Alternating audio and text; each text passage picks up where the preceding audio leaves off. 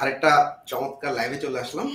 আমাদের আজকে elite freelancer আড্ডায় বেসিক্যালি আমরা আজকে একটু ডিফারেন্টলি ডিসকাস করবো। আমরা জেনারেলি সবসময় সিঙ্গেল ফ্রিল্যান্সারদের সাথে ডিসকাস করি তার স্টার্টিং, তারপর হচ্ছে সে আসলে কিভাবে গো থ্রু করছে বা একটা স্টেজে যাওয়ার পর সে আসলে কিভাবে যারা আসলে কাজ করে এরকম আরো পিপলকে অনবোর্ড করছে। তা আজকে আমাদের যে দুজন আছে সাথে গেস্ট শিহাব মোর্শেদ এবং মারিয়াম মোনা, দুজনেই কিন্তু এন্টারপ্রেনারশিপ লাইফে চলে গেছে, অর্থাৎ সিঙ্গেল ফ্রিল্যান্সার থেকে এখন সে আসলে তারা আসলে মাল্টিপল পিপলকে দিয়ে আসলে কাজগুলো করাচ্ছে এবং সে টিম বিল্ড করছে। সো এই জিনিসটা আসলে কিভাবে হয়েছে এবং অনেকের আসলে কোয়েশ্চেন থাকে নতুন অবস্থায় ফ্রিল্যান্সিং করতেছি, আমি আসলে এখন যে পরিমাণ প্রজেক্ট গুলো আছে সেগুলো আমি একা হ্যান্ডেল করতে পারতেছি না, এন্টারপ্রেনারশিপ লাইফে কিভাবে যাবো, সেই জিনিসগুলো নিয়ে ডিটেইল ডিসকাশন হবে। আমাদের সাথে আছে আমাদের Shihab Morshed, fibre level 2 seller এবং প্রায় 500 এর উপর কাজ কমপ্লিট করে ফেলছে। সাথে আছে মারিয়াম মুনা, সে হচ্ছে আপওয়ার্কের টপ রেট ফ্রিল্যান্সার, সেও প্রায় 350-400 উপরে কাজ কমপ্লিট করে ফেলছে। সো আমাদের আশা করি ডিসকাশনটা খুব ইফেক্টিভ একটা লাইভ হবে এবং আমাদের এই লাইভটা আমাদের 8টা সোশ্যাল চ্যানেলে শেয়ার হচ্ছে। সো যাদের ফাইবার আপওয়ার্ক নিয়ে যত কোশ্চেন আছে ইউ ক্যান আস্ক আস, লাইভে জাস্ট কমেন্ট করলে আমরা কোশ্চেনগুলো নিয়ে আসবো। শিহাব, কি অবস্থা? আলহামদুলিল্লাহ ভাই, আসসালামু আলাইকুম। অডিয়েন্সকে আসসালামু আলাইকুম, আশা করি সবাই ভালো আছেন। গ্রেট। মুনা, কেমন আছো? এই তো আলহামদুলিল্লাহ ভাই, ভালো আছি। সবাইকে আমার পক্ষ থেকে হাই।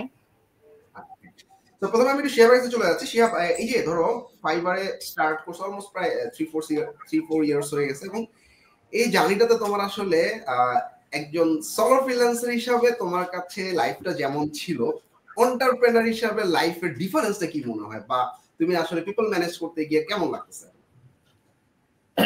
দুইটা আসলে মানে দুই রকম অভিজ্ঞতা। সোলো ফ্রিল্যান্সার তো আসলে সবাই মানে এমনও হয়তো আসছে কথা যে ফ্রিল্যান্সিং মানে মুক্ত পেশা, কিন্তু ফ্রিল্যান্সিং এ এসে মুক্ত হইলাম কোথায়? রাত্রে কাজ করতে হচ্ছে, চাইলেও বের হইতে পারতেছি না। তো বেসিক্যালি ওই জায়গাটাতে যদি আমি একটু তারা যদি আরেকটু এটাকে মুক্ত করতে চায়, তাহলে আমি বলবো যে আসলে একটা সার্টেন পিরিয়ড যাওয়ার পরে ডেফিনেটলি তাকে তার টিম তাকে করা, এক্সটেন্ড করা। তো সেক্ষেত্রে হবে যে কি যে ডেফিনেটলি তো আমরা যে কোনো কোথাও যে কোনো আমাদের ল্যাপটপ এবং ডিভাইস নিয়ে আমরা মুভ করতে পারি। যখন আমার টিম কাজ করবে তখন কিন্তু আমি ওয়ার্ল্ডের যে কোনো জায়গায় বসে থেকে, যেখানে নেটওয়ার্ক আছে, আমি কাস্টমারের সাথে কমিউনিকেট করতে পারবো এবং আমার টিমকেও কিন্তু আমি হ্যান্ডেল করতে পারবো। সো যখন একজন উদ্যোক্তা হয়ে যায় বা সে যখন একজন যে ফ্রিল্যান্সার থেকে আমি বলবো যে মার্কেটার, মূলত আমি এখন যদি বলে যে আমি একজন মার্কেটার, আমি ফ্রিল্যান্সার না। ফ্রিল্যান্সার হচ্ছে যারা আমার সাথে কাজ করতেছে।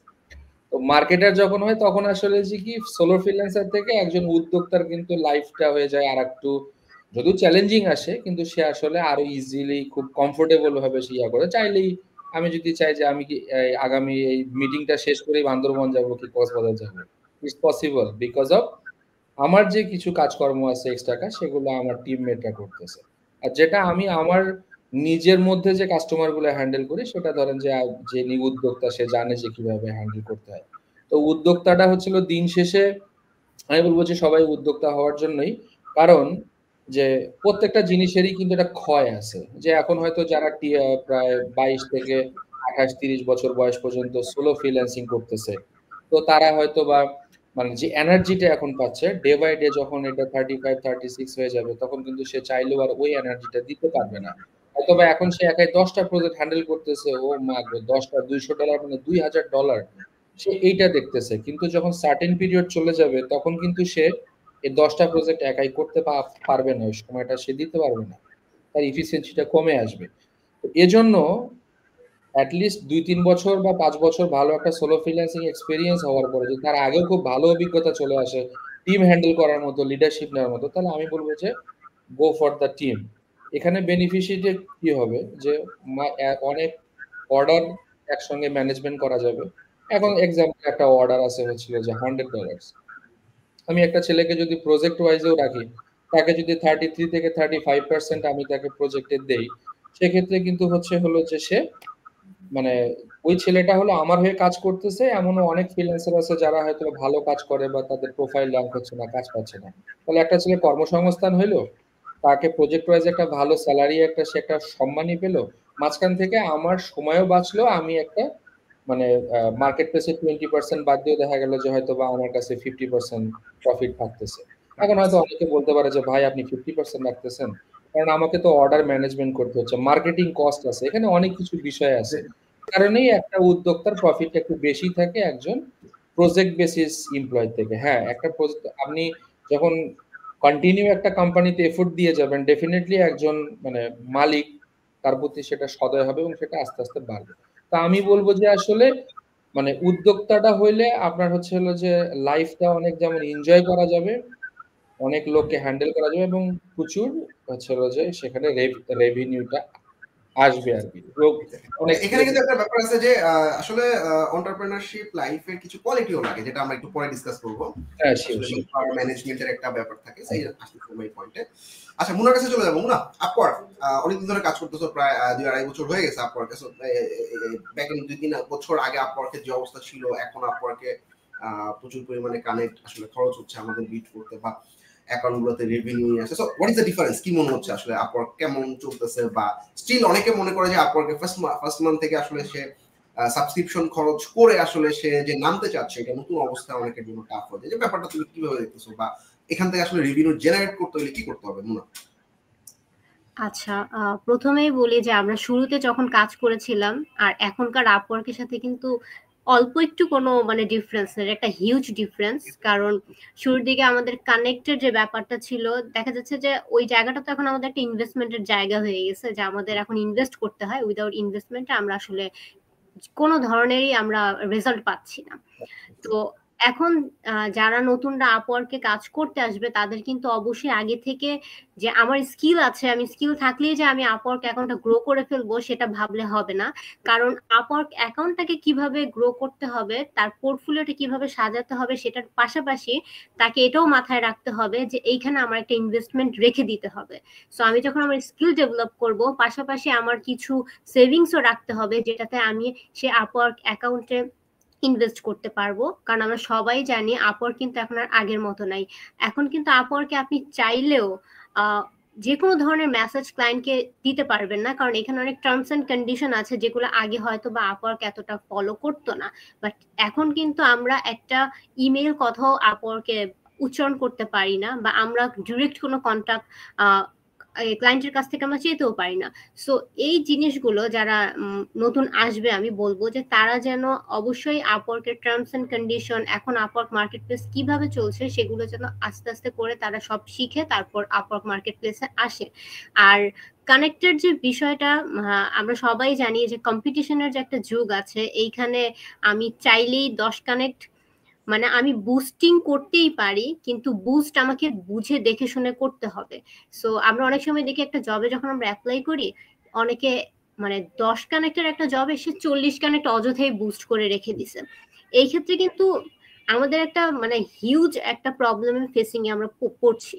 সো আমরা এমন এমন জব বাছাই করব যেটাতে আমরা দেখব যে আপনার কম্পিটিশন কম আছে, অ্যাপ্লাই মানুষ কম করছে।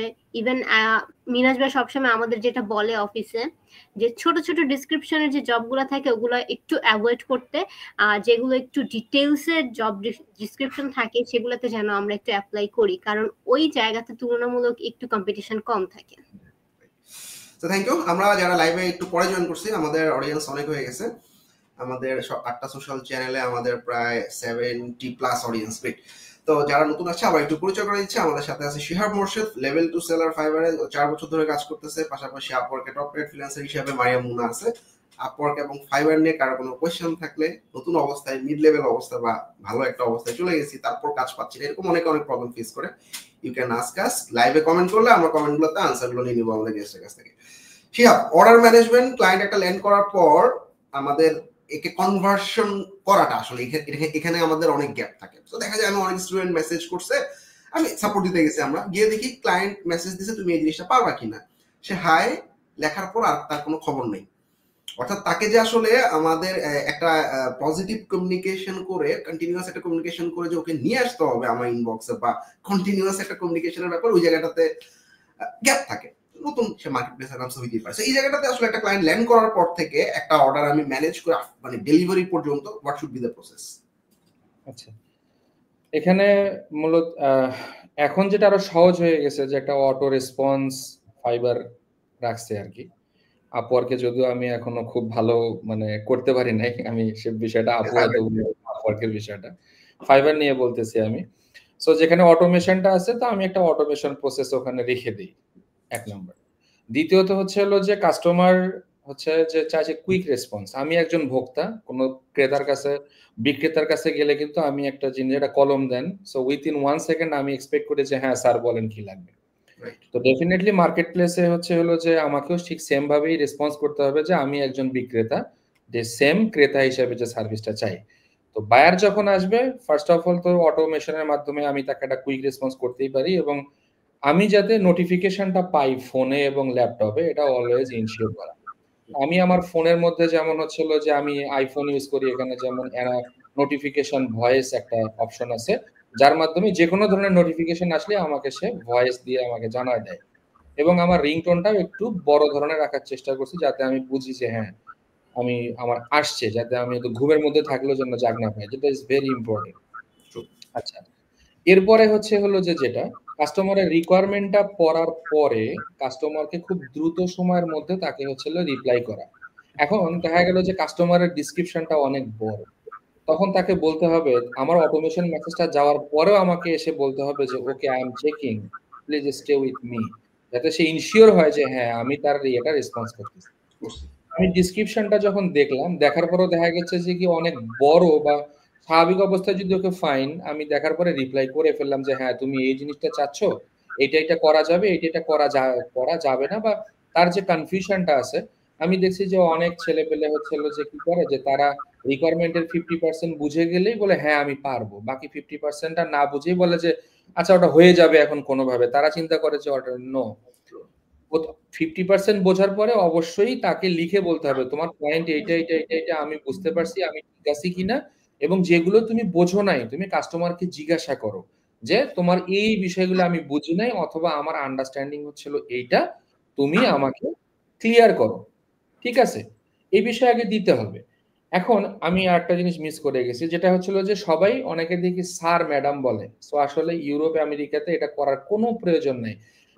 তারাই আপনাকে স্যার ম্যাডাম বলবে বিকজ অফ তারা আসছে আপনাকে হায়ার করার জন্য। আপনার স্কিল আছে, তারা সেই কাজটা করতে পারতেছে না, সেখানে অ্যাপ্রোচিং এরও একটু বিষয় আছে। হ্যাঁ, আবার অনেকে হচ্ছিল যে কি মানে ভাই হ্যালো ব্রাদার হ্যালো সিস্টার, অনেক কাস্টমার দেখা যায় পজিটিভলি নেয়, অনেক আবার নেগেটিভলি নেয়। যেমন আমি একটা ব্যাড এক্সপিরিয়েন্স আছে আমার, আমি একটি লেডিকে আমি সিস্টার বলছিলাম, তো সে সেটা মাইন্ড করছে, আমাকে বলছে যে নো তুমি আমার নাম ধরে ডাকবা। বললাম okay fine, it's okay. So আসলে অ্যাপ্রোচিং এর বিষয়টা কাস্টমারের সাথে নেগোশিয়েট করেও বলা যায় যে okay may I can call you as a brother or sister, whatever, permission নিয়ে অ্যাপ্রোচ করাটা উচিত, তাহলে ওখানে একটা ভালো কমিউনিকেশন লেভেল তৈরি হয়। এখন অর্ডারটা যখন আমি হচ্ছিল যে রিকোয়ারমেন্টটা যখন আমার বোঝা হয়ে গেল, অনেক সময় দেখা যায় অনেক কাস্টমার দিয়ে চলে যায়, ফরগেট অ্যাবাউট ইট, মানে হয় না। এখানে দুই ধরনের কাস্টমারের কথা আমি একটু বলবো। সেটা হচ্ছিল কিছু কিছু কাস্টমার আছে যে মেসেজ দিল, 2-3টা রিপ্লাই করলো, এরপরে উধাও নাই, একদিন 2 দিন খবর নাই। আচ্ছা, সেক্ষেত্রে যেটা আমি ফলো করি, আমি তার কান্ট্রিটা তো আগেই চেক করি এবং দেখি যে কোনো উইকেন্ড আছে কিনা বা কোনো হলিডে আছে কিনা। যদি আমি দেখি যে উইকেন্ড বা হলিডে আছে, তাকে আমি আর ফোর্স কোনো আমি রিপ্লাই করি না। আমি একটা নোট রাখি, রিমাইন্ডার রাখি যে হলিডে বা উইকেন্ডটা শেষ হলে আমি তাকে একটা মেসেজ দেবো যে আমি তোমার জন্য অপেক্ষা করতেছি, তুমি আমাকে মেসেজ করছিলা, আদৌ কি এই প্রজেক্টটা আমার জন্য অ্যাভেলেবেল আছে কিনা আমাকে জানাইলে ভালো হয়, কারণ আমার প্রতি সপ্তাহে বিজনেস প্ল্যান থাকে। সো ওই অনুযায়ী আমি তোমার প্রজেক্টটা আমার শিডিউলের মধ্যে রাখবো কিনা। তো এই মেসেজটা আমি দেখছি, এটা আমার একটা মেসেজ, আমি অলওয়েজ একটা ফলো আপ মেসেজ পাঠাই, খুব মানে উপকার এটা বোথ অফ ক্ষেত্রে। দেখা গেছে যে কাস্টমার আমার সাথে কথা বলুক বা না বলুক, হয়তো একটা হাই মেসেজ দিয়ে চলে গেছে, আমার গিগ ধরে হ্যালো বলে চলে গেছে, কিন্তু আমি 4 দিন 10 দিন পরেও যদি আমি ফলো আপটা মেসেজটা দিছি, সো সে আমাকে রেসপন্স করছে যে শিহাব হয় বন্ধ বা হোয়াট এভার। আবার ওল্ড ক্লায়েন্টের ক্ষেত্রে কিন্তু এটা কাজ করে। ওল্ড ক্লায়েন্টের ক্ষেত্রেও দেখা যাচ্ছে যে মানে রিটার্নিং বায়ার কিন্তু কনভার্ট করা যায়। হ্যাঁ, সো সেক্ষেত্রে হচ্ছিল যে মানে এই জিনিসটা কাজ করে। তবে আমি এই মেসেজটা পাঠানোর আগে একটু চেক করি যে সে কতদিন ধরে তার প্রোফাইলটা অনলাইন বা অফলাইন।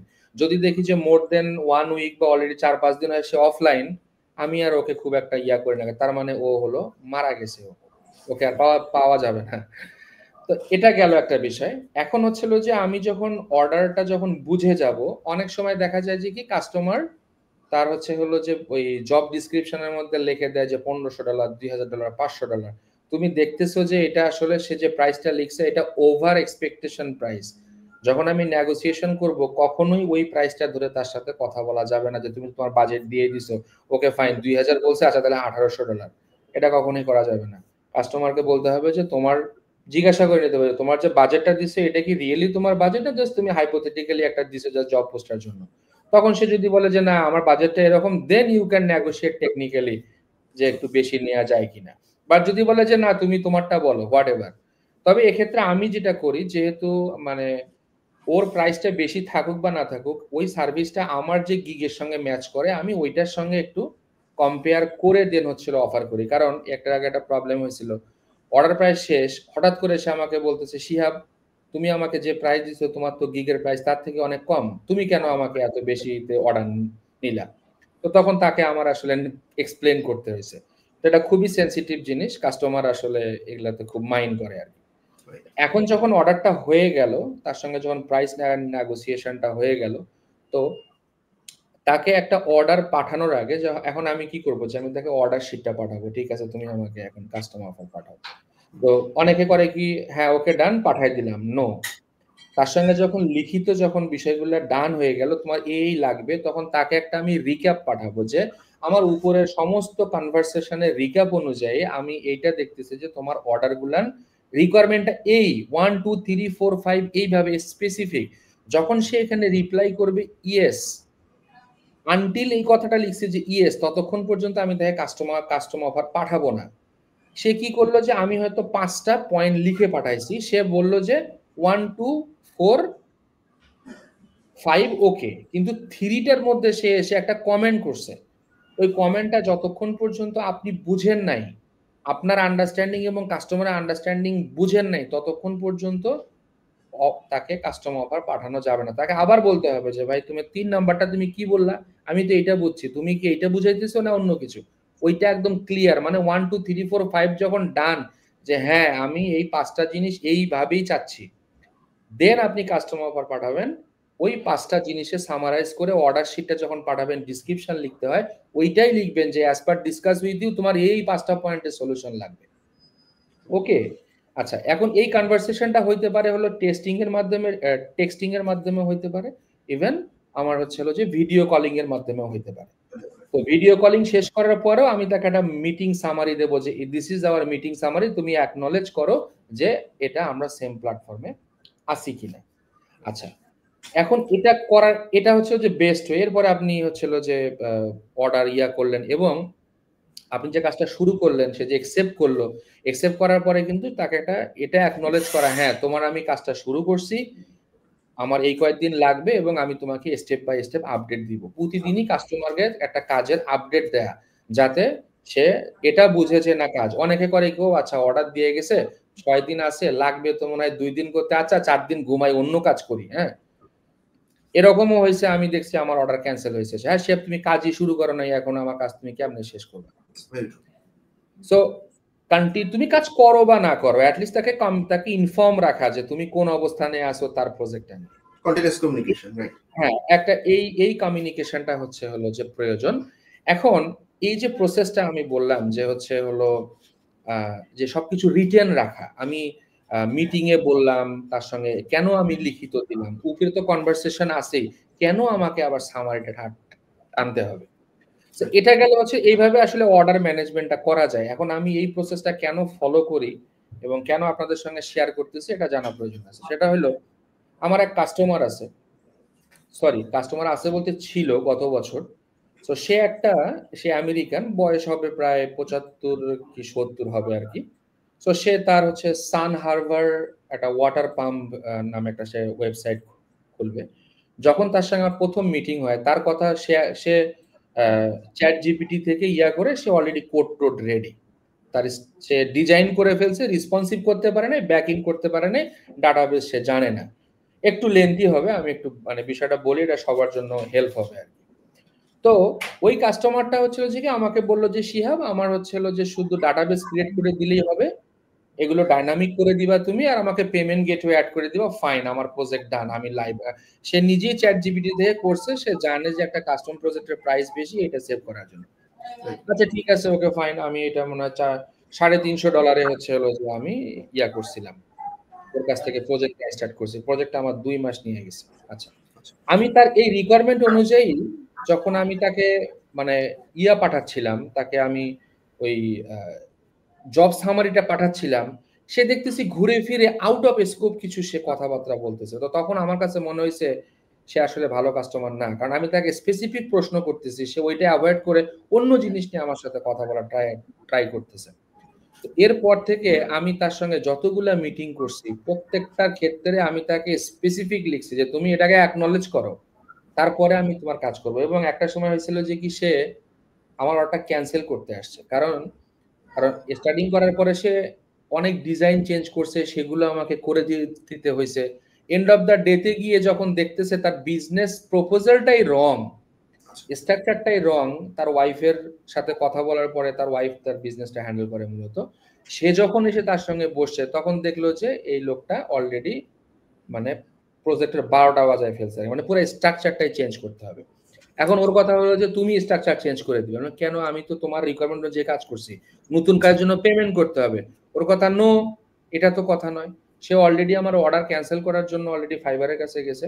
তো আমি ফাইবারকে এই সন্দেহটা হওয়ার কারণে আমি আগেই ফাইবারকে জানাইছি যে দেখো তার স্কোপ অনুযায়ী আমি কাজ করছি, কবে কোন তারিখে স্ক্রিনশট সহকারে আমি ফাইবারের কাছে সাবমিট করে রাখছি যে তুমি শিওর আমার রিকোয়েস্ট যে এই কাস্টমার যদি তোমাকে অর্ডার ক্যান্সেল করতে আসে আমার সাথে কথা না বলে তুমি অর্ডার ক্যান্সেল করবা না। তখন সে বলতেছে যে ফাইবার আমাকে তখন বলছে যে আসলে কাস্টমার অ্যাপ্রুভ না করলে তো কিছু করার না। আমি বলছি নো, তুমি এভাবে বলতে পারো না, তুমি আমার আর্নিং এর 20% নাও, so you have to take the responsibility also my order. তুমি আমাকে ফ্রি সার্ভিস দাও না, আমি এভাবেই বলছি আমি ওকে। তখন ও বলছে ঠিক আছে আমি দেখতেছি বিষয়টা। যখন কাস্টমার আমার কাছে অলরেডি সে এবং তার 2 দিন পরে আমাকে কাস্টমার ক্যান্সেল রিকোয়েস্ট পাঠাইছে, আমি ক্যান্সেল। হ্যাঁ, আমি তখন হচ্ছিল যে ফাইবারকে আমি তখন ওই মেইলটার উপরে হলো যে রিপ্লাই করলাম স্ক্রিনশট দিয়ে, দেখো আমি তোমাকে বলছিলাম না সে আমার সাথে অর্ডার ক্যান্সেল করবে, দেখো সে আমাকে, আমি অর্ডার ক্যান্সেল করব না। আচ্ছা, এখানে একটা জিনিস মনে পড়লো, সেটা হলো আচ্ছা আমি ওই পার্টটা একটু পরে আসি। তো ক্যান্সেল করার পরে যে তাকে আমার ওইখানে কমিউনিকেশনের মধ্যে আমি ফাইবারকে এটা দেখাই দিয়েছিলাম যে আমার প্রজেক্টটা ছিল মাইলস্টোনে, যদিও ওয়ান টাইম প্রজেক্ট ছিল কিন্তু আমার প্রাইস নেগোসিয়েশনটা ছিল মাইলস্টোনে, যে কোন কোন পার্টের জন্য আমি কতটুকু চার্জ করছি। আমি তখন ফাইবারকে বলছি যে দেখো এই যে আমার ব্রেকডাউন অনুযায়ী আমি তার এতটুকু কাজ করছি, এরপরে এসে সে আমাকে বলতেছে আমি কাজ করি নাই, সে যদি আমার অর্ডার ক্যান্সেল করতেই হয় অ্যাটলিস্ট তাকে আমাকে 80% পেমেন্ট করতে হবে, আদারওয়াইজ আমি অর্ডার আমি ক্যান্সেলেশন একসেপ্ট করব না আমি। তখন ফাইবার তার সাথে গিয়ে কথা বলছে, প্রায় 2 সপ্তাহের মতো কথা বলার পরে আমাকে ফাইবার এসে বলছে যে যদি নেক্সট 48 আওয়ার্স এর মধ্যে সে তোমার সাথে কমিউনিকেট না করে দেন আমরা তোমার অর্ডারটাকে অ্যাপ্রুভ বা হোয়াট এভার আমরা দেখতেছি। পরে সে 12 ঘন্টা পরে কাস্টমার ব্যাক করছে। তো ব্যাক করার পরে আলটিমেটলি মিটিং এবং কাজ করে দিছি, তার মতো নতুন কোনো কাজ করি নাই, ওই কাজটারই কাজ করে দিছি। যাই হোক ফাইনালি সে অটো অ্যাকসেপ্ট হয়েছে, কিন্তু রিভিউ দিছে যে কি যে এখানে এই সেলার হলো স্ক্যামার এবং এর সঙ্গে ফাইবারও সহযোগিতাকারী আছে আর কি। তো এই হচ্ছে বিষয় যে আসলে স্পেসিফিক সমস্ত কিছু ডকুমেন্ট থাকতে হবে যাতে আনএক্সপেক্টেড কাস্টমার যারা আছে তাদেরকে হ্যান্ডেল করার জন্য ফাইবার সাপোর্টে অনায়াসে আসলে কথা বলা যায় অনেক। হ্যাঁ, তো এখানে ছোট্ট একটু জিনিস বলি যে যেমন যেটা বললাম যে ক্লাসিফিকেশন অফ প্রজেক্ট কস্ট, যে আমার $500 প্রজেক্ট, আমার এই কাজের জন্য এতটুকু, এই কাজের জন্য এতটুকু, এই কাজে, এটা অবশ্যই মেনশন করে দেওয়া উচিত। তাহলে ওয়ান টাইম প্রজেক্টগুলো যখন রিফান্ডের ইস্যু আছে তখন আসলে নেগোশিয়েট করা যায়। ফুল সামান্য হয়তো 99% কাজ করছি আমি, আমার 1% আমার স্পিড অপটিমাইজেশন হচ্ছে না, তোমার সার্ভার ডাউন, কাস্টমার বুঝতে চাচ্ছে না, এর জন্য তো পুরো প্রজেক্টটা স্পয়েল হইতে পারে না। তখন আসলে ওই ব্রেকডাউনটা ধরে সাপোর্টে কথা বললে এখানে একটা ভালো ফিডব্যাক পাওয়া যায়। তাই আমি এই জন্য সবাইকে বলবো যে আপনারা যারাই অর্ডার হ্যান্ডেল করতেছেন এই বিষয়গুলা খুবই স্মুথলি, আপনার ভেতরে যদি প্রজেক্টের 0.00001%ও কিন্তু থাকে যে আপনি রিকোয়ারমেন্টটা বোঝেন নাই, ওইটা ক্লিয়ার না হওয়া পর্যন্ত আপনি অর্ডার প্লেস করেন না। Thank you. আচ্ছা, আমি আবার আসছি শিহাব তোমার কাছে। আচ্ছা, মুনার কাছে আমার একটা ইম্পর্টেন্ট পয়েন্ট একজন জানতে চাইছে, সবুজ ভাইয়া, কমিউনিকেশন স্কিল বিশেষ করে ইংলিশের স্কিলটা কতটুকু ইম্পর্টেন্ট এবং নতুনদের জন্য সাজেশন দেয়। নতুন অবস্থায় ধরো যে আসলে লার্নার মুডে আছে বা লার্নিং করতে যাচ্ছে বা করতেছে, এই টাইমে আসলে সে ইংলিশ কমিউনিকেশনটা বা বিজনেস কমিউনিকেশনটা কিভাবে ডেভেলপ করবে, আপওয়ার্কে এটার ইম্পর্টেন্সটা কতটুকু? আচ্ছা, খুবই গুরুত্বপূর্ণ একটা কোশ্চেন এটা, কারণ আমরা সবাই জানি যে মার্কেট প্লেসে আমি স্কিল নিয়ে আসলেই কিন্তু কাজ করতে পারবো না। আমি যদি ক্লায়েন্টের কাছ থেকে কাজটা নিতেই না পারি, আমি যদি কাজটা নাই বুঝি, তাহলে আমি ক্লায়েন্টকে আসলে কি দিব? সো আমরা যেহেতু এটা একটা ইন্টারন্যাশনাল ওয়েতে আমরা কাজ করছি, আমরা হচ্ছে যে দেখা যাচ্ছে যে আমাদের মাদার টাং আর ওদের মাদার টাংটা এক না। তো ইংলিশ যেটা আর কি, যেটা হচ্ছে ইন্টারন্যাশনাল ল্যাঙ্গুয়েজ আমরা জানি, এটা কিন্তু প্রতিটা দেশের জন্যই একদম যেটা বলে যে ফরজ কাজের মতো, যে না ইংলিশ জানতে পারলে আমি সব দেশে সব জায়গায় কথা বলতে পারবো। সো আমাদের হয় কি, আমাদের কিন্তু ইংলিশের যে কমিউনিকেশনটা আমরা যেইভাবে পড়াশোনা করে আসি, বাংলা মিডিয়ামের স্টুডেন্টরা যেভাবে পড়াশোনা করে আসি, আমাদের কিন্তু ওই ধরনের কোনো স্পেসিফিক স্কিল থাকে না যে আমরা একদম প্রেজেন্টলি কথা বলবো সামনে, বা একদম পয়েন্ট টু দা, যেটা আর কি বলে যে একদম থ্রু দা পয়েন্ট আমরা কথা বলবো, সেটা আমরা পারি না। সো আমি কিন্তু নতুনদের এটাই সাজেশন করব, আপনারা মার্কেট প্লেসে কাজ করতে চাইলে সবার আগে মাথায় এটাই মোস্ট ইম্পর্টেন্ট ভাবে নিয়ে নিবেন যে ইংলিশে আপনাদের অবশ্যই কথা বলতে জানতে হবে। এন্ড আমি বলছি না যে আপনারা একবারে মানে যেটা বলে অ্যাডভান্স লেভেলের ইংলিশ জেনে আসবেন, ব্যাপারটা এরকম না। আমরা জাস্ট একটা কনভারসেশনাল ইংলিশ যেগুলো থাকে, সেগুলো যাতে আমরা ওইভাবে কমিউনিকেশনটা করতে পারি। নর্মাল যে ওয়ার্ডগুলো থাকে আমরা কিন্তু ছোটবেলা থেকেই ট্রাই করি বলার, সো আমরা ভোকাবুলারি ইউজ করতে পারি। এছাড়া টু দা পয়েন্টে কথা বলার জন্য আমাদের কিন্তু অনেক ধরনের থার্ড পার্টি অ্যাপস আছে, বা অনেক ধরনের আদার ওয়েবসাইট আছে যেগুলাতে আমরা প্র্যাকটিস করতে পারি। এছাড়া আপনি যেটা করতে পারেন, আপনার নিশ্চয় মার্কেট প্লেসে একা একা নামেন না। আমার যতটুকু মনে হয় যে আপনার একটা সার্কেল নিয়ে কাজ করে থাকেন, 3-4 জন বন্ধু মিলে প্ল্যান করেন যে এই আমরা একটা এই স্কিলটা ডেভেলপ করতে পারি, চলো আমরা একসাথে করে ফেলি। তখন থেকেই কিন্তু আপনারা স্টার্ট করতে পারেন কমিউনিকেশন ডেভেলপমেন্টের যে জায়গাটা, সেটাকে কিন্তু তখন থেকে আপনারা স্টার্ট করে দিতে পারেন। তো যখন আপনাদের একটা প্র্যাকটিসে চলে আসবে, আপনি যখন এটা মার্কেট প্লেসে নামবেন, প্রথম প্রথম হয়তো একটু ভয় কাজ করতে পারে, কারণ একদম আননোন একটা পার্সনের সাথে আপনি কথা বলবেন, তার এক্সেন্ট আর আমাদের এক্সেন্ট মোটেও এক হবে না। সো এইটা করার জন্য আপনাকে বারবার প্র্যাকটিসে আসতে হবে। দেন আপনি জুমে যখন মিটিং করবেন, তখন কিন্তু আপনি ভিডিওটা রেকর্ড করে রাখতে পারেন। সো হতে পারে যে আমি তার একটা সেন্টেন্সের মধ্যে 2 থেকে 3টা ওয়ার্ড বুঝতে পারি নাই, কিন্তু আমি সেন্টেন্সে উনি যেটা বলছে আমি কিন্তু বুঝতে পারছি যে সে আসলে আমার কাছে কি চাচ্ছে। সো পরবর্তীতে বোঝার জন্য আপনি শুরুর দিকে হয়তো বলতে পারেন yes I can do, I can cover up all the things for you. And তারপর আপনি আস্তে আস্তে ওই জুমের রেকর্ডটা আস্তে আস্তে আপনি একটু প্র্যাকটিসের জন্য আবার একটু শুনতে পারেন। তখন কিন্তু আপনি একদম ক্লিয়ার হয়ে যাবেন। অ্যান্ড ট্রাস্ট মি, এটা কিন্তু আপনার বেশি করা লাগবে না। এটা জাস্ট আপনি 5 থেকে 6টা মিটিং যখন স্টার্ট করবেন না, 7 নম্বর মিটিং এর সময় আপনার মানে অটোমেটিক্যালি একটা কনফিডেন্ট কাজ করবেন, আপনি এমনি কথা বলতে পারবেন তখন। অ্যান্ড এটা হচ্ছে আমার এক্সপিরিয়েন্স থেকে বলছি। আমি কিন্তু প্রাইভেট ইউনিভার্সিটি থেকে পড়েছি, বাট প্রেজেন্টেশন যখন আমি দিতাম ওই টাইমেও আমার ভয় কাজ করতো, কিন্তু সরাসরি কিন্তু আমি কখনো এরকম ক্লায়েন্টদের সাথে কথা বলিনি। সো যখন আমি ব্যাটালিয়নে জয়েন করলাম, ভাইয়া আমাকে 1-2টা মিটিং করতে দিত, আমি এত ভয় পেতাম যে আমি অ্যাটেন্ডই করতে যেতাম না। তখন ভাইয়া বলতো এই তুমি পারবা, তুমি করো, মানে একটা ধমক দিয়ে বলতো আর কি ভাইয়া। সেটা আমার অনেক কাজে দিয়েছে। অ্যান্ড শুরুতে আমি ভাইয়াদের সামনে মিটিং করতে একটু মানে আমার কাছে শাই ফিল হতো। দেন আমি কি করতাম, একা একা বাসায় ক্লায়েন্টের সাথে মিটিং করতাম, করে আমি সেটা রেকর্ড করে রাখতাম। দেন আস্তে আস্তে এখন আমার এতটা প্রবলেম হয় না। আমি বা যে কোনো সময় যে কোনো গুড প্লেসে আমি ক্লায়েন্টের সাথে কমিউনিকেশন করতে পারি।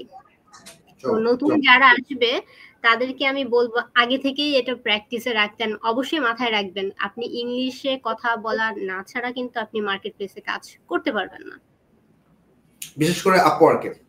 হ্যাঁ। আচ্ছা, একটা কোশ্চেন আছে, আপওয়ার্কে অ্যাভেলেবিলিটি ব্যাচ চেঞ্জ না করলে কোনো ইফেক্ট পড়বে কিনা? আমার suggestion availability batch regular basis change করা, তাহলে আপওয়ার্ক আসলে বুঝতে পারবে যে আমি আসলে কতটুকু অ্যাভেলেবল, সেই অনুযায়ী আমি টাইম চেঞ্জ করতেছি। সো আমি আপওয়ার্কে অ্যাক্টিভ। আচ্ছা, শিহাবের কাছে একটা মজার কোশ্চেন। অনেকে বলে আমি আসলে জব ফ্রিল্যান্সিং দুটাই করতে চাই, আবার অনেকে বলে আমি জব ছেড়ে দিয়ে ফ্রিল্যান্সিং করবো, একদম পুরো রানিং একটা জব ছেড়ে টোটালি নতুন একটা সেক্টরে জিরো থেকে স্টার্ট করবে। ব্যাকআপের একটা ব্যাপার স্যাপার আছে, যা কিন্তু আসলে মানে অনেক সময় লাগতে পারে মার্কেট প্লেসে আসলে কন্টিনিউয়াসলি কাজ আসা বা একটা ভালো আর্নিং আসার জন্য। অনেকে হয় কি যে জবের ভোলাটাইল অবস্থা ছেড়ে দিছে, ছেড়ে দিয়ে ভাই আমি এখন ছেড়ে দিছি, আমি আসলে করতে যাচ্ছি। এই যে একটা ফ্যাক্ট, এখানে আসলে জব ছেড়ে ফ্রিল্যান্সিং এ আসা বা পাশাপাশি করা, এই জিনিসটা তুমি কেমন দেখো? তুমি আসলে অনেক বছর জব করছো, তারপরে ফ্রিল্যান্সিং এ মুভ করছো, what is your experience? Thank you ভাই। এটা আসলে খুবই একটা কমন প্রশ্ন, মানে কমন বলতে কি 90% মানুষের আসলে যে কমন প্রশ্ন, কারণ এখন অনলাইন খুললেই দেখা যায় যে আসলে এই কোর্স ওই কোর্স সেই কোর্স হাজারটা কোর্সে ভরপুর, এবং আমি যদি সার্ভে করা যায় মানে 90% দেখা যাবে লোকজন তারা হয়তো এট এ টাইমে 3 থেকে 4টা কোর্স করছে কিন্তু ফ্রিল্যান্সিং এ কিছুই করতে পারে নাই। এখন আসলে ফ্যাক্টটা কোথায়? প্রথমত হচ্ছিল যে খুব চমকপ্রদ কিছু বিজ্ঞাপন আসে যে জবের পাশাপাশি একদম টার্গেটই করা হয় জব হোল্ডারদেরকে, যে আপনার রেগুলার ইনকামের বাহিরে কিছু আর্নিং করতে চান কিনা, ফ্রিল্যান্সিংটা মনে হয় এতই সহজ। আচ্ছা হ্যাঁ, আসলেই সহজ, জানতে পারলে আসলেই সহজ, কিন্তু এখানে কিছু ফ্যাক্ট আছে। সেটা হচ্ছিল যে যত চমৎপ্রমোদ মানে বিজ্ঞাপন আছে যে 3 থেকে 4 ঘন্টা 5-6 ঘন্টা কাজের পাশাপাশি মোবাইল দিয়ে বা একটু হালকা স্কিল ডেভেলপমেন্ট করলে ফ্রিল্যান্সিং করা যায়, আমি দয়া করে বলবো যে এইসব ভিডিও বা অ্যাড আসলে তাদেরকে ব্লক করে রেখে দেন। এটা জাস্ট হলো আপনার পকেট থেকে টাকাটা খসাবে, আর এন্ড অফ দ্য ডে হচ্ছে হলো যে আপনি হতাশায় ভুগে বলবেন যে ফ্রিল্যান্সিং এ আসলে টাকা নাই, কিছুই হয় না, এগুলো ভাওতাবাজি। যারা আমরা আসলে প্র্যাকটিক্যালি সাকসেসফুল, আমরা তখন আসলে খুব মানে মানে স্যাড ফিল করি আর কি এই বিষয়গুলো দেখার। এখন আসলে আপনি তাহলে করবেন কি? প্রথমত হচ্ছে হলো যে যারা জব হোল্ডার আছেন তারা যদি আসলে ফ্রিল্যান্সিং করতে চান, প্রথমত আপনাকে চিন্তা করতে হবে যে আপনি কতটুকু সময় একটা স্কিল ডেভেলপ করার জন্য আপনার দৈনন্দিন কাজের পাশাপাশি আপনি ব্যয় করতে পারবেন। আগে এই লাইফস্টাইলটা আপনাকে আগে ঠিক করতে হবে। আপনি 9টা টু 5টা আপনি ঢাকায় জব করতেছেন, সকাল 6টায় উঠতেছেন, 9টায় অফিস ধরার জন্য, 5টায় অফিস থেকে বের হলো বাসায় ঢুকতেছেন 8টা 9টা ডিউ টু দ্য জ্যাম। তো এই যে আপনার লাইফ সার্কেলটা আছে, আপনার বাসায় ফ্যামিলি আছে, বাচ্চা কাচ্চা আছে, বা হোয়াট এভার দ্য ব্যাচেলার, আপনার 24টা ঘন্টার যে জব সার্কুলেশনের যে টাইমটা আছে, লাইফ রিলেটেড টাইমটা বাদ দিয়ে বাকি যে সময়টুকু আছে, এখান থেকে আপনি কতটুকু সময় আসলে ইনিশিয়ালি স্টার্ট মানে ইনিশিয়ালি আপনি দিতে পারবেন, এটা আগে আপনাকে ঠিক করতে হবে, 1 নাম্বার। 2 নাম্বারটা হচ্ছে হলো যে এই যে আপনি সময়টুকু দিচ্ছেন, কতদিন দেবেন? 2 থেকে 3 মাস। যে সময়টা আপনি ঠিক করলেন ওই অনুযায়ী করার পরে আপনাকে দেখতে হবে যে এই 2 থেকে 3 ঘন্টা যে আমি সময়টা দিব, এটার জন্য ফ্রিল্যান্সিং এর কোন স্কিলটা আসলে অ্যাপ্রোপ্রিয়েট। এখন ওয়েব ডেভেলপমেন্ট আপনি শেখার ইচ্ছা, কিন্তু এখানে সময় দেওয়া লাগবে 5 থেকে 6 ঘন্টা অ্যাট লিস্ট, কিন্তু আপনি 2 ঘন্টার বেশি দিতে পারবেন না, তাহলে ওয়েব ডেভেলপমেন্ট আপনার জন্য নয়। সবকিছু আগে সবকিছু সব সময় এবং স্কিল দুইটাই হলো কানেক্টেড। আগে দেখতে হবে যে আপনার সঙ্গে কোনটা যায়। এখন একান্তই যদি আপনি মনে করেন যে না আমার যেটা ভালো লাগে আমি ওইটাই করব, সময় বাড়াইতে পারবো, it's totally up to you. আমি জাস্ট প্রসেসটা বলতেছি। সময় আগে আপনাকে ইনভেস্টটা ঠিক করতে হবে, ওই অনুযায়ী কোন স্কিলটা অ্যাভেলেবেল যে এই সময়ের মধ্যে এটা শেখা যাবে, আপনি সময় দিতে পারবেন। দেন আপনি ওই স্কিলটা আসলে কারা প্রপার ওয়েতে শিখায় বা এই স্কিলটা কিভাবে করে, এর যে একটা ফান্ডামেন্টাল বিষয় আছে, এগুলো আপনি ইউটিউব গুগল করে আগে একটা প্রাথমিক ধারণাটা নিতে হবে যে সেটা কিভাবে কাজ করে। এখন দেখা গেল যে কি আপনি ডিজিটাল মার্কেটিং দেখলেন, ও আচ্ছা খুবই সহজ, কিন্তু এটা কিভাবে করে এটাও আপনার আদৌ ইন্টারেস্টের মধ্যে যায় কিনা, একটা ডিজিটাল মার্কেটিং করতে গেলে যে আপনার ডুয়েল কারেন্সির কার্ড লাগবে, সেই কার্ডটা আপনি ভবিষ্যতে আপনি নিতে পারবেন কিনা আপনার জন্য আপনার ব্যাংক থেকে, এই বিষয়গুলো আগে একটা প্রাথমিক যে ইনভেস্টিগেশন, এই ইনভেস্টিগেশনটা দেখতে মানে এক কথায় একটা মেয়েকে বিয়ে করতে গেলে যেমন 14 খানদানের খোঁজ নেন না আপনারা, ঠিক সেই রকম ফ্রিল্যান্সিং এ ঢুকতে গেলে এটার ফাউন্ডেশনের 14 খানদানের খোঁজ নিতে হবে যে এটা কিভাবে কি করে। যখন দেখলেন যে হ্যাঁ 90% কি 80% আপনার সঙ্গে যায়, এখন একটা ইনস্টিটিউটের সঙ্গে আপনার কথা বলে আপনি যখন ট্রেনিং করে এটা শুরু করতে পারেন। এটা গেল হচ্ছে প্রসেস। এখন কথা হচ্ছিল যে আমি কি জব ছেড়ে দিয়ে আসবো? এখন এটাও ডিপেন্ড করবে হলো আপনার উপর। যেকোনো ফ্রিল্যান্সিং, আমি যদি ওয়েব ডেভেলপমেন্টটাকে বাদ দেই যেটা কোডিং, এটা যদি আমি বলি এটাতে আপনার 2 বছর এট লিস্ট চোখ বন্ধ করে ইনভেস্ট করতে হবে।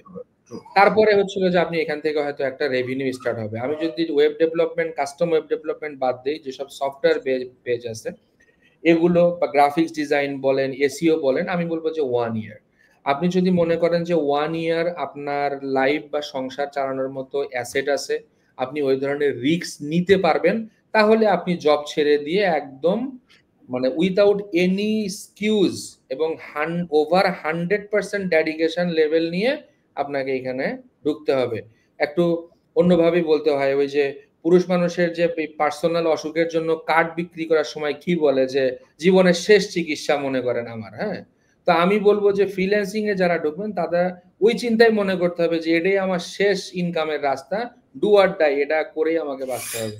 ওই ডেডিকেশন লেভেলটা নিয়ে যদি আপনি ঢুকতে পারেন, তাহলে আমি বলবো যে আপনি ফ্রিল্যান্সিং এ আসেন জব ছেড়ে দিয়ে। এখন যদি ভাইয়া আপনি মনে করেন যে না আমার তো আসলে এটা পসিবল না, মাসে 50-60 হাজার টাকা ইনকাম করতেছি, 10-12 বছর বয়স হয়ে গেছে চাকরির, কিন্তু ফ্রিল্যান্সিং এও আসতে চাই, স্বাধীনতা লাগবে, আমার জবটাও কন্টিনিউ করতে হবে, তাহলে আপনি কি করবেন? তাহলে হচ্ছিল যে আপনি আগে স্কিলটা আগে কোনটা শিখবেন সেটা ঠিক করে ইনস্টিটিউটের ক্লাস টাইমটা দেখে আপনি যে বাসায় ঢুকতেছেন, আপনি অনেক কর্পোরেট ভাই ব্রাদার আছে কি হয়েছে অফিস শেষ করার পর চায়ের দোকানে আড্ডা দেয় মনে করেন 2-3 ঘন্টা, এরপরে যায় বাসায়।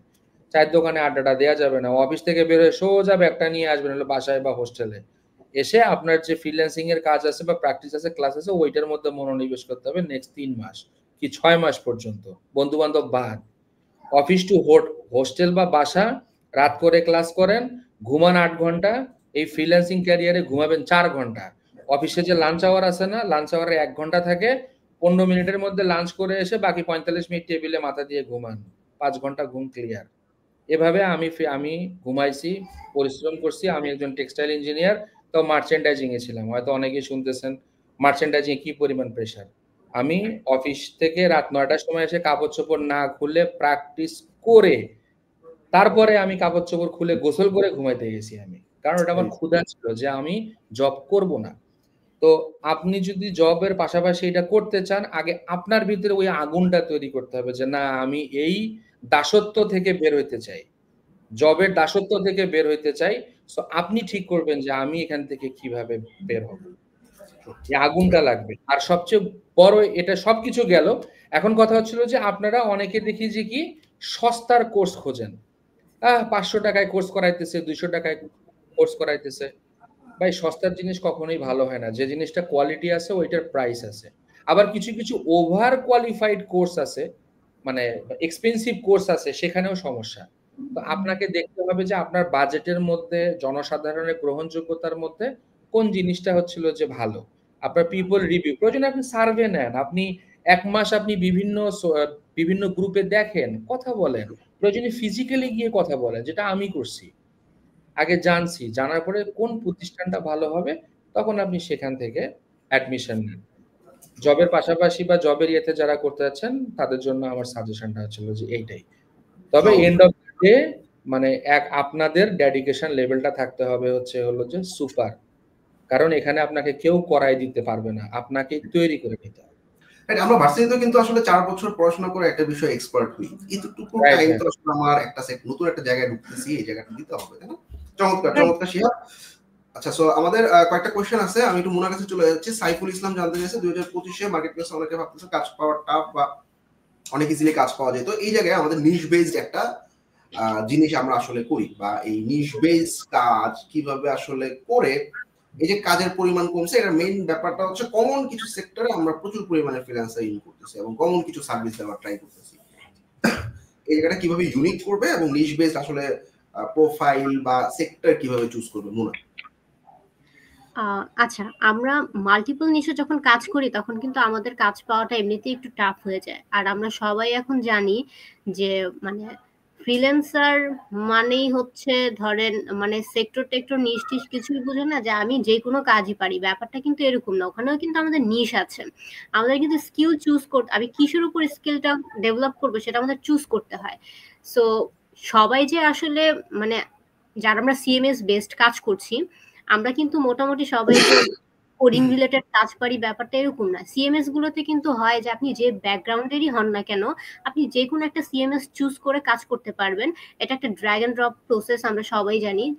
আমরা ইজিলি জাস্ট একটা প্র্যাকটিসের উপরে, এমন না যে আমি 1 দিন 2 দিন প্র্যাকটিস করলাম, ব্যাপারটা এরকমও না। এটা 6 মাসের বা 7 মাসের একটা প্র্যাকটিসের মধ্যে থাকলে আমরা সিএমএস গুলো কিন্তু অ্যাবজর্ব বা অ্যাডপ্ট করে নিতে পারি। তো এখন দেখেন সিএমএস এর মধ্যে সবচেয়ে কমন যে সিএমএসটা সেটা কিন্তু আমরা সবাই জানি যে ওয়ার্ডপ্রেস ই কমার্সের যে সাইট সেক্টরটা, এইটাতে কিন্তু আপনি নতুন হিসেবে যদি আপনার প্রোফাইলটা নিশটা চুজ করেন এটার উপরে, আপনি কখনোই কাজ পাবেন না, কারণ অলরেডি এইখানে হাজারো না লাখ লাখ ফ্রিল্যান্সার আছে যারা কাজ করতেছে।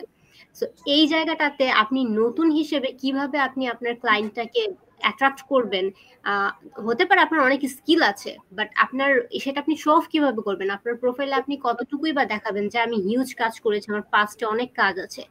সো এই ক্ষেত্রে কি হবে, আপনাকে দেখতে হবে কোন নিশটাতে মানে একটু কম্পিটিটর কম আছে। যেমন আমরা যখন শুরু করেছিলাম, আমার মনে আছে আমরা ওয়ার্ডপ্রেস দিয়েই শুরু করতে চেয়েছিলাম, কিন্তু মিনাজ ভাই কিন্তু একটা নিশ চুজ করে দেয় আমাদের, অ্যান্ড সেটা হচ্ছে ওই টাইমে উইক্সটা একটু মানে সবাই একটু সেটা ইউজ করা স্টার্ট করতেছিল। অনেক ক্লায়েন্ট এসে কিন্তু কিছু কিছু ক্লায়েন্ট এসে আমাদের এরকম বলতো যে আমার ওয়ার্ডপ্রেস মানে এতটা আমি ফ্লেক্সিবল না, আমি চাচ্ছি যে নিজে নিজে একটু কাজ করতে, বাট আমি এটার সাথে এত ফ্লেক্সিবল না। সো ওই ক্ষেত্রে কিন্তু উইক্সটা সবার জন্য একটু ফ্লেক্সিবল থাকে, কারণ ক্লায়েন্টরাও নিজেরা মাইনর কিছু চেঞ্জেস থাকে, মাইনর চেঞ্জের জন্য কিন্তু কখনোই কোনো ক্লায়েন্ট চাবে না যে আমি একজনকে হায়ার করে আমি সেই প্রসেসটাতে যাই।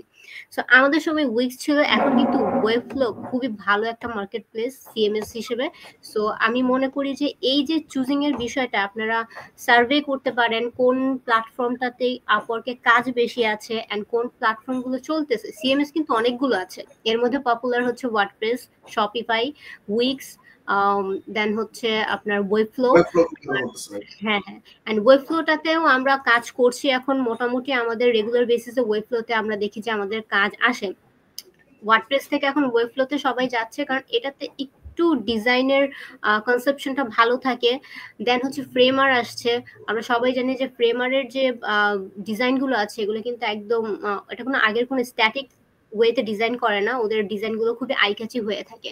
সো এই যে নতুন নতুন যে নিশগুলো আছে, আপনারা কিন্তু চাইলে ওই নিশগুলোর উপর স্কিল ডেভেলপ করে দেন, আপনারা মার্কেট প্লেসে কাজ শুরু করতে পারেন। তাহলে হয়তো বা একটা সার্টেন পিরিয়ড আপনাকে বসে থাকতে হবে ঠিকই, কিন্তু একটা সময় যে কিন্তু আপনি কাজ পাওয়া শুরু করবেন। আর আগেই একটা কথা বলে দেই, শিহাব ভাইয়া বললো যে আমাদের কিন্তু ধৈর্যটা একটু খুবই কম। আমাকে কিন্তু প্রায় ধরতে গেলে প্রতিদিনই প্রায় অনেকে আমাকে কল দিয়ে থাকে যে তারা ফ্রিল্যান্সিং শিখতে চায়। তো শিখতে চায়, আমরা এমন একটা জেনারেশনে আছি যে আমরা মনে করি কিছু শর্ট টার্মে বা শর্ট টাইমের মধ্যে আমরা হিউজ একটা অ্যামাউন্ট আর্ন করে ফেলবো, বাট আসলে earning is not a good to like, এটা হচ্ছে আপনি কিভাবে এত শর্ট টাইমে শর্টকাট খুঁজবেন যে যেটা আপনার কোনো লং টার্মে কোনো বেনিফিট দিবে না। আমি কেনই বা এরকম কিছু খুঁজবো? সো যারা আমাকে প্রশ্ন করেন যে আমি ফ্রিল্যান্সিং করতে চাচ্ছি, তাদেরকে আমি একটা কথাই বলবো, মনে করবেন যে এই সময়টা হচ্ছে যে আপনি ইনভেস্ট করছেন, এটা রিটার্ন হিসেবে আসবে, কিন্তু আপনাকে একটু ধৈর্য ধরতে হবে, ওয়েট করতে হবে। সো যারাই বলেন না কেন আমি নতুন আসছি, আমি কাজ পাচ্ছি না, সবাইকেই বলবো আমি নিজে 1 বছর বসেছিলাম, আমি কোনো কাজ পাইনি। মানে আপনি বুঝেন, ওই যে 1 বছরে যে আমাকে মানে আমি কিভাবে, আমার কোনো সেভিংস নেই, ওই ক্ষেত্রে স্ট্রাগল করাটা অনেক টাফ, কিন্তু অবশ্যই আপনাকে এটা বুঝে শুনে আপনি পার্ট টাইম হয়তো বা কিছু একটা করেন, করার পাশাপাশি আপনি এটাতে একটু একটু সময় দেন, তাহলে আপনি একটা কিছু লং টার্মে করতে পারবেন। আর যারা হচ্ছে শর্ট টার্ম খুঁজেন তাদেরকে বলবো যে একটু নিজেকে স্কিল ডেভেলপ করে সময়টা দেওয়ার জন্য ট্রাই করেন। এক্স্যাক্টলি। আর পাশাপাশি আমাদের কিন্তু ওয়েবের যেই সার্ভিসগুলো আছে, সার্ভিসগুলোকেও কিন্তু আমরা নিশ বেশ সাজাতে পারি, যেটা হচ্ছে আমরা একটা ফুল ওয়ার্ডপ্রেস ওয়েবসাইট ডিজাইন না দিয়ে আমি একটা ছোট জিনিস, যেমন আমি এলএমএস ওয়েবসাইট ডিজাইন করতেছি, বা আমি আসলে যেমন ফোরাম বা অ্যাফিলিয়েট ওয়েবসাইট বানাই দিব, জিনিস কিন্তু একই, ওয়েবসাইটই বানাচ্ছি। এটা যদি আসলে আমরা একটু কাস্টম করে নিতে পারি তাহলেই বেটার। আচ্ছা, মজার কিছু কোশ্চেন ওইখানে আমার একটা কথা আছে, আমাদের ক্লায়েন্ট কিন্তু ধরেন আপনি ক্লায়েন্টকে কিভাবে ধরে রাখবেন? আমরা ছোট ছোট কাজ যদি নিয়ে বসে থাকি, তখন কিন্তু দেখা যায় যারা একবার একটা প্যাকেজ অফার করতেছে তাদের লং টার্মের ক্লায়েন্ট কিন্তু ধরে রাখা যায়, বাট ছোট কাজ নিলে কিন্তু আমি লং টার্মের ক্লায়েন্টটা বেশি পাবো না। অ্যান্ড আপওয়ার্কে কিন্তু লং টার্মের ক্লায়েন্ট ধরে রাখতে পারলে, মানে আপওয়ার্ক টপ রেটেড প্লাস যারা, শুধু কিন্তু তারাই এই লং টার্মের ক্লায়েন্ট গুলো ধরে রাখে। তো আপনারা যখন প্যাকেজ দিবেন তখন আপনি লং টার্ম ক্লায়েন্ট পাবেন। আর আপনি যদি মনে করেন শর্ট টাইম ক্লায়েন্টে যাবেন, দেন আমি বলবো যে ছোট ছোট সার্ভিস গুলো নিয়ে আপনারা কাজ করতে পারেন। এক্স্যাক্টলি, চমৎকার। আচ্ছা শিহাব, অনেকে কোশ্চেন করতেছে যে এই যে একজন হচ্ছে তোমার জব ছেড়ে দিছে, রকুন ভাই ইউটিউব থেকে কমেন্ট করছে যে জব ছেড়ে দিছে, ফ্রিল্যান্সিং এ 2 বছর ধরে স্ট্রাগল করতেছে। নাম্বার 2 হইতেছে লেভেল 2 পেয়ে গেছে, এখন আর কাজ করতে ভালো লাগে না, কাজ করতে মন চায় না। আচ্ছা, এই জায়গাটাতে আসলে মোটিভেশন, যেমন আমার ক্ষেত্রে হইছে, আমি 4-5 বছর ওয়েবসাইট ডিজাইন করার পর আর ভালো লাগে না ডিজাইন করতে, মানে আর কত, তখন দেখা গেছে আমার কাছে মনে হয়েছে আমার আসলে মানে মানুষজনকে দিয়ে আসলে কাজ করাইতে হবে, তখন আমি আসলে টিম ডেভেলপ করা স্টার্ট করছি। এই জায়গাটাতে আসলে কি মনে হয় মোটিভেশন ধরে রাখতে পারি কিভাবে, বা লং টাইম ফ্রিল্যান্সিং করতেছে এখানে একটা বোরিংনেস চলে আসে একই নিশের উপরেই কাজ করতেছে, এটা কিভাবে ম্যানেজ করবে, তুমি কিভাবে ম্যানেজ আচ্ছা, এরকম এটা হচ্ছে এই প্রথমত ভাইয়া যেটা বলছে যে লেভেল 2 সেলার, আলহামদুলিল্লাহ, কংগ্রাচুলেশন। আমিও লেভেল 2 সেলার 2 বছর ধরে বসে আছি, টপ রেটের খবর নাই এখনো। তো হ্যাঁ, সেম আমার ক্ষেত্রেও হয়েছিল যে লেভেল 2 হয়ে গেছি, প্রজেক্ট করতে করতে ক্লান্ত। তো যেটা ভাইয়া অলরেডি বলছে যে সেক্ষেত্রে আপনি আপনার উইংস গুলাকে বাড়াইতে পারেন। আর আমি যেটা করি সেটা হলো যে মানে কাজের মধ্যে একটু ব্রেক দিই। হ্যাঁ, যে একঘেয়ামতা আসলে কোনো কিছুই তো ভালো লাগে না, তখন দেখা যায় হয়তো কোনো বাইরে গেলাম বা একটু রিফ্রেশমেন্টে গেলাম, অ্যাকাউন্টটাকে হয়তো আমি 2 থেকে 3 দিনের জন্য ডিঅ্যাক্টিভেট মোডে, মানে ভ্যাকেশন মোডে রেখে হয়তো আমি একটু আসলাম। এটা আপনি করতে পারেন, যখন ওয়েদার চেঞ্জ হবে, মন মানসিকতা চেঞ্জ হবে, লোকালয়ে মানুষের লাইফস্টাইল যখন দেখবেন যে ভিতরে একটা ইন্সপাইরেশন চলে আসছে, আগুন জ্বলে উঠছে ভিতরে। হ্যাঁ, যে আপনি হয়তো বাসে গেছেন, দেখতেছেন যে আর একজন R15 নিয়ে ঘুরতে গেছে, তো তখন মনে হবে R15 লাগবে, তো দৌড়ে এসে তাড়াতাড়ি দেখবেন যে R15 এর টাকা নেওয়ার জন্য কাজে লেগে পড়ছেন। তো এরপরেও যেটা আসলে যে কি একটা সার্টেন পিরিয়ড, যেটা আমি প্রথমেই আমার মানে বলছি যে একটা সময় যখন মানুষের বয়স চলে যায়, প্রত্যেকটা জিনিসই তো ক্ষয় আছে। তো এই ক্ষয়ের কারণেই আসলে মেন্টাল হেলথ সবকিছু থেকেই এটা প্রবলেম হয়। সো আপনি চেষ্টা করেন যে আপনার আশপাশে আপনি খুঁজেন যে ফ্রিল্যান্সার ভাই ব্রাদাররা অনেক স্কিল, সবার অ্যাকাউন্টে যে আসলে ফাইবারে বা আপওয়ার্কে মানে বুস্ট হয়, তারা সবাই যে লেভেল 1 2 সেলার হয় তা নয়। এরকম অনেক ফ্রিল্যান্সার ভাইরা আছে যারা পার্ট টাইম জব করে, প্রজেক্ট ওয়াইজ কাজ করে। আপনি এরকম দেখেন, আপনাদের ব্যাচই হয়তো আছে যে আমাদের 80 জনের ব্যাচ, হয়তোবা 30 জন কাজ করে, 20 জন ঝরে গেছে, আরো 30 জন পার্ট টাইম কোনো হয়তো ফেসবুক লোকাল মার্কেটের প্রজেক্ট ওয়াইজ বিভিন্ন ভাইয়ের সাথে কাজ করতেছে।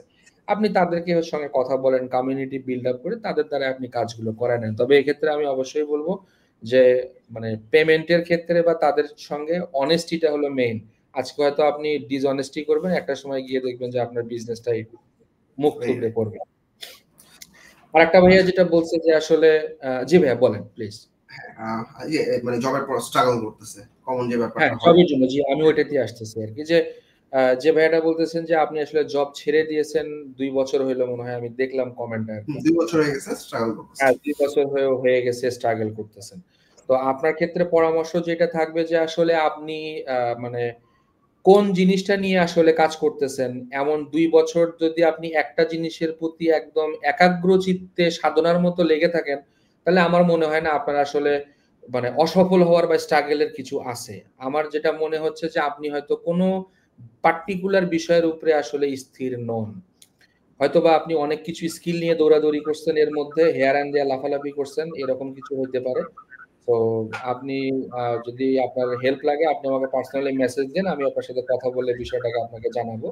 বাট এরকম যারা আছেন, যারা ফেস করতেছেন, তারা হচ্ছে আমি তাদেরকে যেটা বলবো যে 2 বছরও যদি আপনি লেগে থাকেন, কিন্তু একটা পার্টিকুলার বিষয়ের উপরে আপনাকে লেগে থাকতে হবে। এখন এখানে একটা ইম্পর্টেন্ট জিনিস হচ্ছে যে কি আপনি যে জিনিসটার নিয়ে লেগে আছেন এটা আদৌ মানে প্রপার ওয়েতে হচ্ছে কিনা, এটা আপনার একটা কনসালটেন্সির প্রয়োজন আছে, নিজেকে বোঝার মতো বিষয় আছে।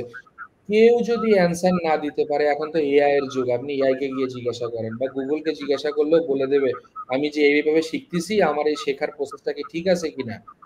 আপনি কোথাও না কোথাও থেকে আপনি রেজাল্টটা পেয়ে যাবেন। আচ্ছা জি ভাই, আচ্ছা শিয়া একটা আসলে কাস্টমার নেগোসিয়েশন, হ্যাঁ মোনা কিছু বলতে চাচ্ছো? হ্যাঁ, এইখানে আমি ভাইয়াকে একটা সাজেশন দিতে পারি। মানে আমাদের এজেন্সিতে তো অনেকগুলো অ্যাকাউন্ট আছে, সো ওইখানে দেখা যায় কি অনেকগুলো অ্যাকাউন্ট পড়ে আছে, এরকমও থাকে, কিন্তু একটা সার্টেন টাইমে অ্যাকাউন্টগুলো কিন্তু গ্রো করে। গ্রো করে কিন্তু এমন না যে আমি অ্যাকাউন্টটা খুলে রেখে দিলাম আমার অ্যাকাউন্ট এমনিতেই গ্রো হয়ে যাবে। ওইখানে অনেক ধরনের কাস্টমাইজেশনের ব্যাপার স্যাপার আছে, যেমন প্রতিনিয়ত কিন্তু আমরা ডেসক্রিপশন চেঞ্জ করে থাকি, প্রতিনিয়ত আমরা আমাদের অনলাইনের অ্যাভেলেবিলিটি ব্যাচ আছে এগুলো চেঞ্জ করে থাকি। দেন আমরা একটু হতে পারে সেটা একটা আমার প্রোফাইল পিকচারও কিন্তু আমরা চেঞ্জ করে থাকি এরকম করে। সো ভাইয়া যদি বলে যে 2 বছর উনি একটা জায়গাতে স্ট্রাগল করছে, এখনো ওইরূপ আশানুরূপ কিছু পাচ্ছে না, তাহলে হয়তো বা কোনো না কোনো ল্যাকিংস আছে আমার মনে হয়। সো ওই জায়গাগুলো যদি একটু ফাইন্ড আউট করে, অ্যান্ড এটা ট্রু যে চ্যাট জিপিটিকে আমরা যে কোনো ধরনের কোশ্চেন করলে আমরা অ্যান্সার পেয়ে যাই, তো ওইভাবে একটু ফলো আপ করলে হয়তো বা ভাইয়ার স্ট্রাগলিংটা মানে কমে যাবে অনেকটা। Very nice.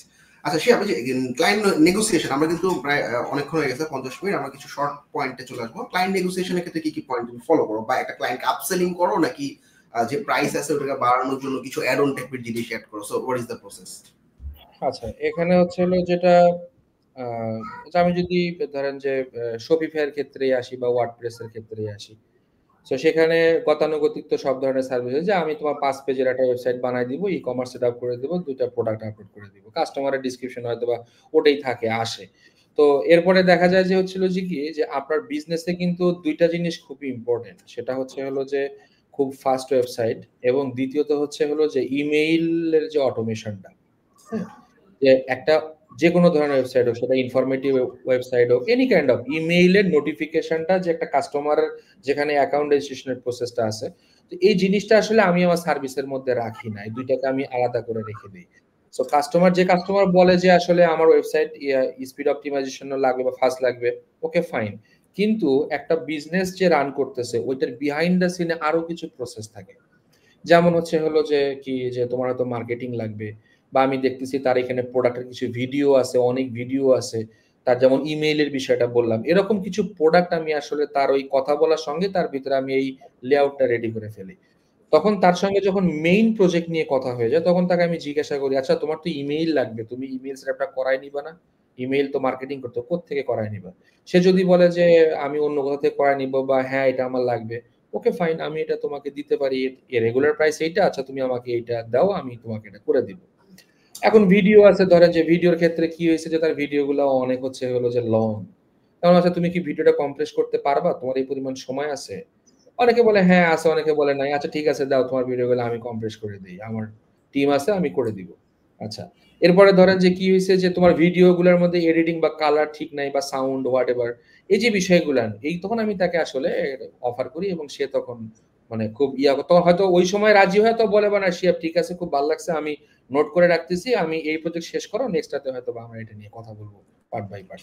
এভাবে আসলে আমি মানে তাকে হলো যে আপসেলিং করি। আর কন্টিনিউয়াস কাস্টমারটার ক্ষেত্রে হচ্ছিল যে কি একজন নতুন কাস্টমার, একজন ওল্ড কাস্টমার, প্রায়োরিটি সবার জন্য সেম, সেখানে হচ্ছিল কোনো কিছু না। যেমন ফর এন এক্সাম্পল, আমি আজকের এই যে সন্ধ্যায় নামাজ পড়ার আগে একটা বিষয় যেমন আসছে, একটা কাস্টমার তার হচ্ছে হলো যে ইমেল অটোমেশনের ক্ষেত্রে স্পেসিফিক ক্যাম্পেইনের মাধ্যমে পাঠাইতে হবে, কিন্তু সে যে প্ল্যাটফর্মটা ইউজ করতেছে ওই প্ল্যাটফর্মে অডিয়েন্সটাকে যদি আমি সেপারেট করতে যাই, তাহলে তার ওয়েবসাইটে ট্যাগিং সিস্টেম অ্যাড করতে হবে। এখন ট্যাগিং সিস্টেম অ্যাড করতে গেলে তার ওই প্ল্যাটফর্মটার মধ্যে প্ল্যান আপগ্রেড করতে বলতেছে।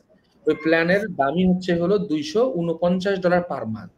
আমি যখন কাস্টমারকে বললাম যে এটা আপগ্রেড করতে হবে, সে প্রায় কেঁদে দেওয়ার মতো অবস্থা, যে আমি বিজনেসই স্টার্ট করিনি, আমার তার অসম্ভব ব্যাপার, আমি এখানে করব।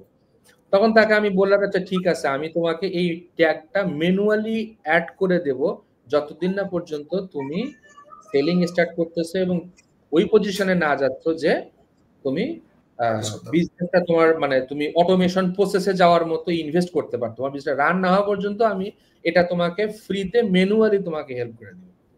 ও কেঁদে দিছে মিটিং এর মধ্যে যে শিহাব, তুমি যে আমার কি করি বাচ্চাটা বাঁচাইলে, এটা তোমাকে ভাষায় প্রকাশ করতে পারবো না, লেডি। তো এইসব জায়গাতে আসলে কাস্টমারের সাইকোলজি গুলো বুঝতে হয়, তাদেরকে সার্ভিস গুলো অফার করতে হয়, তো কাস্টমার আসলে অনেক লং টার্ম মানে থাকে। তো ভাই যেহেতু আসলে সময় খুব একটা নাই, আমার ছোট ছোট কিছু পয়েন্ট ছিল, আমি একটু অনেকেই জিজ্ঞাসা করছিল আমাকে, আসলে আমি তাদেরকে বলতে পারি নাই। তো অনেকে জিজ্ঞাসা করছিল যে ভাইয়া জুম মিটিং মানে যারা ফাইবারে কাজ করে, তো জিজ্ঞাসা করছে যে ভাইয়া জুম মিটিং বা গুগল মিটের লিংক দেয়া যাবে কিনা। তা আমি মিটিং লিংক কখনোই দেয়া যাবে না, বিশেষ করে গুগল মিট লিংক দেয়া যাবে না। জুম লিংক দেয়া যাবে, কিন্তু অবশ্যই সেটা যে ফাইবারের যে আইকনটা আছে সেই আইকনটার থ্রুতেই রেকর্ডেড ভিডিও যে লিংকটা আছে ওইটাই ব্যবহার করতে হবে। আর এর বাহিরেও পার্সোনাল অনেকের দেখা যায় যে কি নতুন অ্যাকাউন্টের ক্ষেত্রে হয়তো বা ওই আইকনটা আসে না প্রো কাস্টমারের ক্ষেত্রে, সেক্ষেত্রে একটু ট্রিক্স খাটিয়ে নিজেরটা দেয়া যায়, অনেক সময় দেখা যায় হয় না। তো আমি কথা বলছিলাম সাপোর্ট বলছে তুমি জুম ইউজ করতে পারবা, but Google Meet doesn't allow, Zoom ছাড়া অন্য কোনো লিংক ইউজ করা যাবে না। আচ্ছা, আমাকে অনেকে যেমন জিজ্ঞাসা করে যে আপনার নিশ কি, বা যেমন একজন ভাই বলছে যে এখানে ভাইয়া কোন জিনিসটা নিয়ে শিখবো, সবচেয়ে সহজ অ্যান্সার হচ্ছে হলো অন্যরা কি করতেছে এটা না দেখে আপনার কি ভালো লাগে ওইটা দেখে সিলেক্ট করে ট্রেনিং নিয়ে আপনি মার্কেট প্লেসে জয়েন করেন, ঠিক আছে? এখন অনেক কিছুই মার্কেট প্লেসে আছে, ডিম ভাজা থেকে শুরু করে ফোনে কথা বলা, সময় দেওয়া, কনসালটেন্সি, কবিতা লেখা, সব কিছু আছে। সো আমি কি করতেছি, এইটা না দেখে এটা দেখেন যে ফ্রিল্যান্সিং এ আর্ন করা যায়, এটা দেখে ফ্রিল্যান্সিং এ আসেন।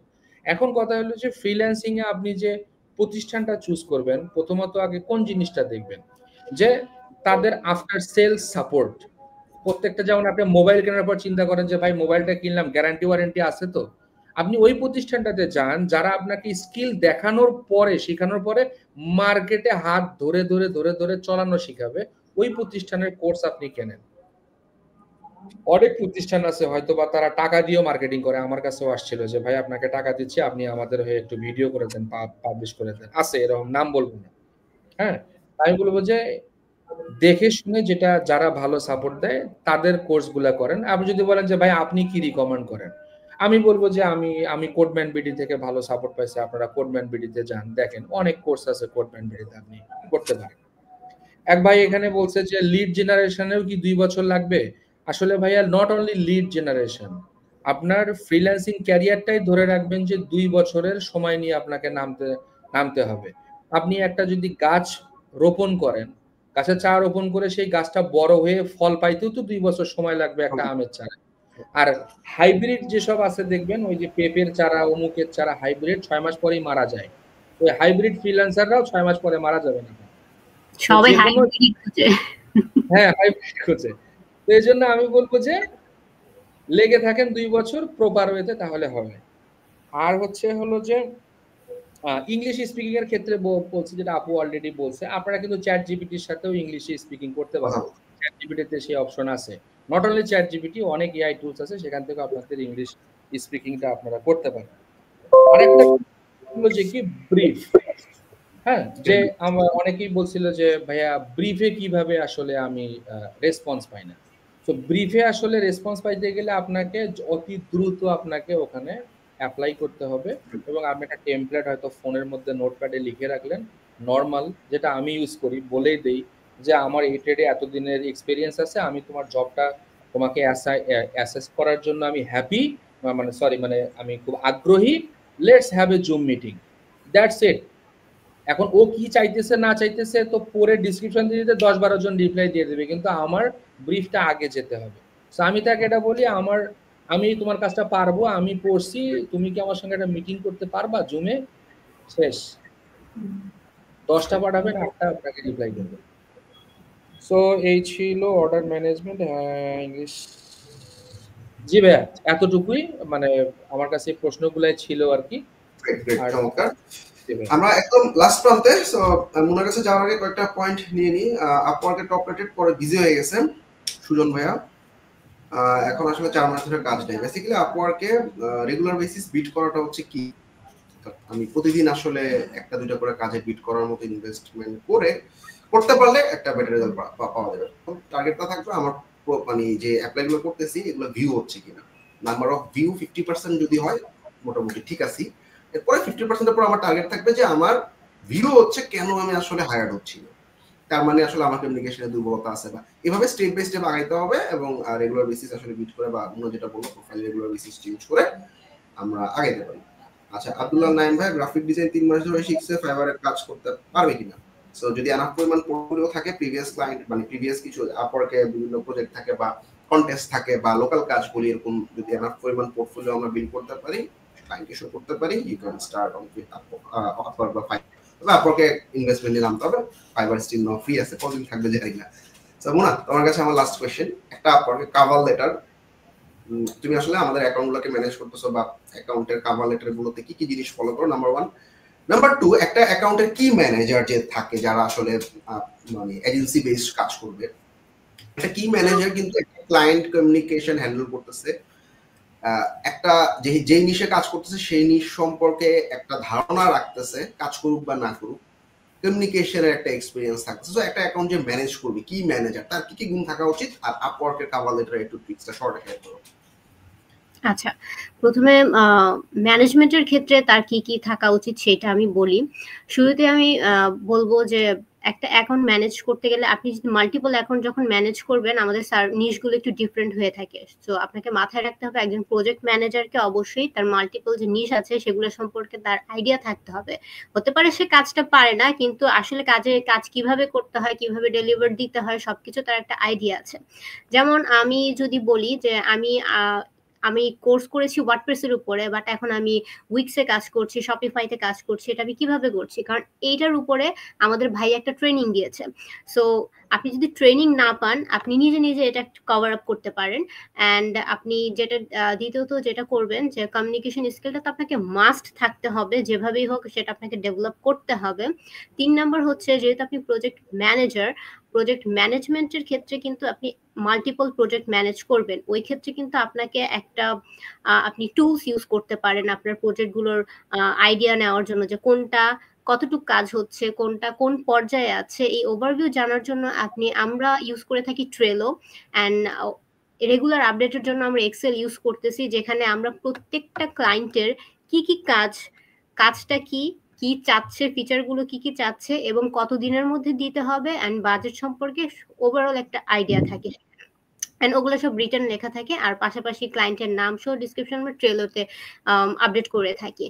সো লাস্ট ওয়ান আমি যেটা বলবো, যে প্রজেক্ট ম্যানেজারের ক্ষেত্রে কিন্তু দুইটা জিনিসে অনেক আমাদের হ্যাসেল হয়ে থাকে। একটা হচ্ছে স্কোপ ক্রিপ, আর একটা হচ্ছে আপনার আনক্লিয়ার রিকোয়ারমেন্ট। এটা নিয়ে ভাইয়া অলরেডি একটা কথা বলে ফেলছে, সো আমি বেশি কিছু বলবো না। আপনাকে অবশ্যই প্রজেক্টটা নেওয়ার সময় টু দ্য পয়েন্টে ডিটেলস আপনার জানতে হবে, যে মানে সবকিছু আপনি ঠিকভাবে নিলেন কিনা, প্লাস হচ্ছে অ্যাডিশনাল কোনো রিকোয়ারমেন্ট ক্লায়েন্টের কাছে আছে কিনা। এটা যদি আপনি ক্লিয়ার না হন, আপনার কিন্তু প্রজেক্ট ডেলিভারির সময় একদম হ্যাসেলে পড়ে যাবেন। অ্যান্ড এটা আমরা দেখেছি, কয়েকটা রেজাল্ট আমাদের এরকম হয়েছে যেগুলো আমাদের রিফান্ড চলে গেছে, আমাদের ক্যান্সেল হয়েছে। অ্যান্ড আপওয়ার্কের উপর আমরা জানি যে একটা ক্যান্সেল হলে আমাদের জব স্কোর কমে যায়। সো এই জিনিসগুলো মাথায় রাখবেন। অ্যান্ড লাস্ট ওয়ান হচ্ছে, কি যেন কোশ্চেনটা ছিল ভাই লাস্টের? আচ্ছা, কভার লেটার আমি যেটা বলবো, আমরা অনেক ভ্যারিয়েশন আছে কভার লেটারের, কিন্তু সবচেয়ে বেস্ট যেটা আমার কাছে মনে হয়, একদম টু দ্য পয়েন্টে লিখবেন। প্রথমে সে কি কাজটা চাচ্ছে, দ্বিতীয় হচ্ছে আপনি কি কি তাকে এক্সট্রা অফার দিবেন সেটার সাথে। বাট প্রথমে ক্লায়েন্ট যদি এসে বলে আমি একটা ল্যান্ডিং পেজ চাচ্ছি, এখন আমি ওকে বলতেছি আমি তোমাকে পুরো ওয়েবসাইটটা বানিয়ে দেবো, এইভাবে আমার বলার দরকার নেই। আমি ল্যান্ডিং পেজটা সেলস কনভার্টেড হবে কিনা এরকম একটা সুন্দর লাইন আমি ওকে লিখে দিব। দেন আমরা একটু বোল্ড করে দিব। আপওয়ার্কে সবাই জানেন যে বোল্ড এমনিতেই হয়ে যায় না, যে আমি কন্ট্রোল বি দিলে হয়ে যাবে। আপনারা কিন্তু বিভিন্ন ধরনের টুলস আছে, ওগুলো ইউজ করতে পারেন। যেমন আমরা ইউজ করে থাকি টেক্সট বোল্ড নামে একটা ওয়েবসাইট আছে, ওইখান থেকে আপনি যখন হাইলাইট করবেন না বা কিছু আইকন ইউজ করবেন, তখন কিন্তু একটু আই ক্যাচি হয়ে যায়। সো একটু ডিফারেন্ট হওয়ার জন্য আপনার রেগুলার আপডেটেড হতে হবে। সো কভার লেটারে সবার আগে ক্লায়েন্ট কি চাচ্ছে সেটা এক লাইনেই শুরুতে লিখবেন। অ্যান্ড ফার্স্টে যেটা রিসার্চ করবেন, ক্লায়েন্টের নাম কিন্তু আমরা দেখতে পারি না, বাট আপনি যদি একটু নিচে স্ক্রল করে যান, আপনি দেখবেন অনেকে ক্লায়েন্টকে রেটিং দিয়ে থাকে, রিভিউ দেয়, সেখানে ক্লায়েন্টের নাম থাকে। সো এটা একটা প্লাস পয়েন্ট, কারণ আপনি যদি ডিরেক্ট বলেন হাই, ধরেন ক্লায়েন্টের নাম হাই জ্যাকব, তখন কিন্তু ও বলবে ও আমার নাম জানে কিভাবে, আমি একটু দেখি, এরকম হতে পারে। দেন এক লাইনের যে সেন্টেন্সটা দিলেন, এন্ড আপনি কি কি ফিচার দিবেন ওকে, দেন একটা শর্টে বলে দিলেন যে আমরা জুমের মাধ্যমে ডিটেলসে আলোচনা করতে পারি। এই কয়েকটা স্টেপ যদি আপনি ফলো করেন, মোটামুটি নক পাওয়ার চান্স অনেক বেশি। চমৎকার। পাশাপাশি আমরা আমাদের প্রিভিয়াস ওয়ার্ক বা লাইভ সাইট স্যাম্পল শো করতে পারি। হ্যাঁ, লাইভ সাইট, ওয়ার্ডপ্রেস, উইক্স, ওয়েবফ্লো, এগুলো কি? এগুলো হচ্ছে আমাদের ওয়েব ডিজাইন বা ওয়েব ডেভেলপমেন্ট করার জন্য বিভিন্ন ধরনের সিএমএস সহজে কাজ করার জন্য। আচ্ছা, এই ব্রিফ আসে না, কি কারণ? হাসান হাবিব। আচ্ছা ভাই, ব্রিফটা আসলে সবার ক্ষেত্রে আসে না। এটা যদি নিউ সেলার হয় বা লেভেল 1 না আসা পর্যন্ত মনে হয় ব্রিফটা আসে না, এরকম কিছু। নতুন অ্যাকাউন্টে ব্রিফ নেই। আচ্ছা, আমাদের লেভেল 1 এর পর থেকে আসবে। আচ্ছা, এসইও নিয়ে কাজ করতেছে। গ্রেট ভাই, এসইও আমাদের লোকাল এসইও বা আমাদের বিভিন্ন ধরনের ব্যাকলিংকিং, তারপর হচ্ছে ফোরাম পোস্টিং, গেস্ট পোস্টিং, আমার সাজেশন হচ্ছে যে কোনো একটা বিষয় আমি অনেক দূর যাই, লিংক বিল্ডিং এর কাজ শিখলাম। ফুল আসলে এসইও সেক্টরটা অনেক বড়, তো যে ভাইয়া 2 বছর ধরে আসলে স্ট্রাগল করতেছে, সেই কমেন্ট করছিল। সো একটু আমি বলবো স্পেসিফিক কোন একটা নিশে আরো ডেপথে গিয়ে আমরা ট্রাই করতে পারি। আচ্ছা, এখানে একটা কথা বলছে গোলাম রব্বানী সাহেব, বলছেন যে আমাকে 3 মাসে 5টা টাস্কের কথা বলেন ইয়াতে, যে ফাইবারের সাথে আপওয়ার্কে কাজ পাওয়া যায়। করলে 3 মাসের মধ্যে আসলে আপওয়ার্কে কাজ পাবো। আচ্ছা, আপওয়ার্কে কাজ পাওয়ার জন্য ডেইলি বিট করে যাও, একটু কষ্ট হইলেও ইনভেস্ট করে ডেইলি বিট করে যাও, একটা বা দুইটা এবং বিডের ফরমেশন চেঞ্জ করো, চ্যাট জিপিটি রে জিজ্ঞাসা করো, জেমিনি রে জিজ্ঞাসা করো, দেখবা বিভিন্ন টাইপের ফরম্যাট দিতেছে। এক একটা ফরম্যাট চেঞ্জ করে দেখবে এক এক ক্ষেত্রে এক এক ধরনের ফরম্যাট কাজে লাগে আর কি, এক একটা ক্লায়েন্টকে একটা জিনিস ট্রিগার করে। অথবা আমি আমার সরি ভাই, হ্যাঁ বলো বলো। বেসিক্যালি আসলে যতগুলো পেইড মার্কেট আছে, ফ্রিল্যান্সিং এর যে পেইড মার্কেট আছে, এই মার্কেট প্লেস গুলাতে আপনি সাকসেস হইতে গেলে আপনাকে ইনভেস্ট নিয়ে নামতে হবে। এখন আপনার যদি ইনভেস্ট না থাকে তাহলে আপনাকে জানতে হবে আপনি ফ্রিতে কিভাবে মার্কেটিং করতে পারেন। এগুলো নিয়ে আপনি হচ্ছে হলো যে একটু ইউটিউবে ঘাটাঘাটি করেন, অনেক প্লে লিস্ট আছে কিভাবে আপনি ফ্রিতে মার্কেটিং করবেন। ওইসব ওয়েবসাইটে ব্লগিং এ গিয়ে টানা 2-3 মাস 4 মাস কন্টিনিউয়াসলি আপনি মার্কেটিং করেন, যেহেতু আপনার ইনভেস্ট করার মতো অবস্থানে নাই। আউটরিচ যখন বাইরে থেকে আপনার প্রোফাইলে আসবে, অবশ্যই অ্যালগরিদমের মাধ্যমে আপনি ইনভাইটেশন পাবেন, আর জবের গ্যারান্টি দিতে পারবেন। হ্যাঁ, সোশ্যাল যে প্ল্যাটফর্মগুলো আছে না, আমরা জানি যে লিঙ্কডইন আছে, পিন্টারেস্ট আছে, তারপর টুইটার আছে। বেসিক্যালি আমরা কিন্তু মার্কেটিং করে থাকি। আমাদের যে প্রোফাইলগুলো একদম নতুন থাকে, আমরা কিন্তু আমাদের প্রিভিয়াস কাজগুলো নিয়ে নিয়ে মার্কেটিং করি, অ্যান্ড লিঙ্কডইন থেকে আমরা ভালো কাজ পেয়েছি। সো এক জায়গায় বসে না থেকে একটু মার্কেটিং করবেন, দেখবেন আউটসোর্স করতে পারবেন এটা। এখানে একটা জিনিস ভাই অ্যাড করি আমি, ইদানিং যেটা দেখছি যে আগে কিন্তু টিকটক প্ল্যাটফর্মটাকে ইউরোপিয়ান পিপলরা খুব ভালোভাবে নিত না। তারা হচ্ছে হলো যে এটাকে শিশুদের মানে বিকাশে বাধার হিসেবেই নিত। বাট গত 6 মাস 7 মাসে আমি যতগুলো ক্লায়েন্টের কাজ করছি দেখছি যে তারা ইভেন রিপিট কাস্টমারও এসে বলছে শিহাব টিকটকে আমার সোশ্যাল লিঙ্কটা আমার ওয়েবসাইটে টিকটকের লিঙ্কটা অ্যাড করে দাও। মানে ওখানেও আসলে টিকটকটা বেসড এখন দেখছি আমি বিভিন্ন অ্যাড এজেন্সি তো আছেই, মানে অটোমেশন প্ল্যাটফর্ম রেডি হয়ে গেছে। অর্থাৎ টিকটকে অ্যাড কিন্তু রেগুলার বেসিসে দেওয়া হচ্ছে এবং এডুকেশনাল অনেক কন্টেন্টই যাচ্ছে। সো এটা আসলে এখন আর এন্টারটেইনমেন্টের পর্যায়ে নাই। এখন ক্লায়েন্ট সাথে হান্টিং এর খুব ভালো জায়গা। বাংলাদেশে এখন গ্রো করছে যথেষ্ট। আচ্ছা, লাস্ট কোশ্চেন, ক্লায়েন্ট ইনভাইটেশন পাঠায় কাভালেটার কতটুকু লেখা হচ্ছে? তারপরে ক্লায়েন্ট ইনভাইটেশন পাঠাইলে আমি আপাতত স্টার্টিং করে পাঠাই দিই, কারণ আমার ইনবক্সে চলে আসছে, তখন আমি লাইভ সাইট বা অন্যান্য জিনিসপত্রগুলো দিই যত অল্প সময় পাঠানো যায়, যেটা শিহাব বলবো। Thank you Shihab and Muna for your time. Expecting আমরা মোটামুটি 1 ঘন্টা 6 মিনিটে অনেক কিছু কভার করার ট্রাই করছি। এন্ড আমি চেষ্টা করবো রেগুলার বেসিস এই ধরনের আসলে আমাদের যারা এক্সপার্ট আছে বা আমাদের স্টুডেন্টদের মধ্যে যারা খুব ভালো পর্যায়ে চলে আসছে, যেমন শিহাব 500 এর উপর কাজ কমপ্লিট করে ফেলছে, নিজের একটা এজেন্সি দিয়ে ফেলছে, মুনা এজেন্সিতে কাজ করতেছে, আপওয়ার্কে টপ রেট। সো এরকম কিছু টপ ফ্রিল্যান্সারদেরকে নিয়ে আমরা চেষ্টা করবো এই সেশনগুলো অ্যারেঞ্জ করার, যাতে আসলে মানে নতুন অবস্থা আসলে অনেক কোয়েরিজ থাকে, অনেক কোয়েশ্চেন থাকে, মিড লেভেলে কিছু জায়গায় ধাক্কা খায় মানুষের, টপ প্রথম দিকে কিছু জায়গায় ধাক্কা খায়, বা একটা লেভেলে যাওয়ার পর দেখা যাচ্ছে ভালো একটা অবস্থায় গিয়ে সে স্ট্যাক হয়ে আছে। এই জায়গাগুলো আসলে যাতে রিকভার করতে পারে। পাশাপাশি যাদেরকে লাইভে নিয়ে আসলাম তারা কিন্তু ওপেন, সো তাদেরকে আমরা যদি ইনবক্সে মেসেজ করি, I think they will help you. Thank you. আমরাও স্ট্রাগল করি, সো সবাই ভাবার এমন, আমরাও স্ট্রাগল করে করেই এভাবেই আছি আমরা, কারণ বাউন্ডারিজ আসবেই, বাধা আসবেই। So thank you Shihab and Muna. ইনশাআল্লাহ নেক্সট লাইভে আবার দেখা হবে। আল্লাহ হাফেজ।